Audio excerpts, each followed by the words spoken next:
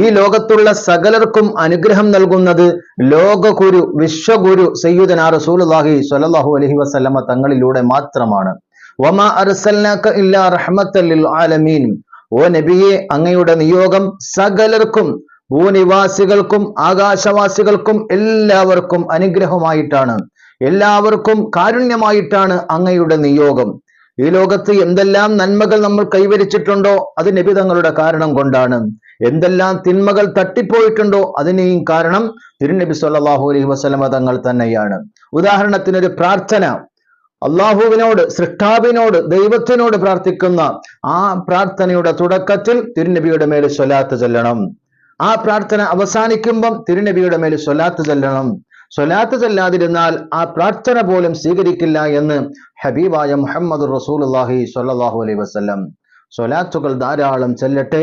നമ്മുടെ ജീവിതം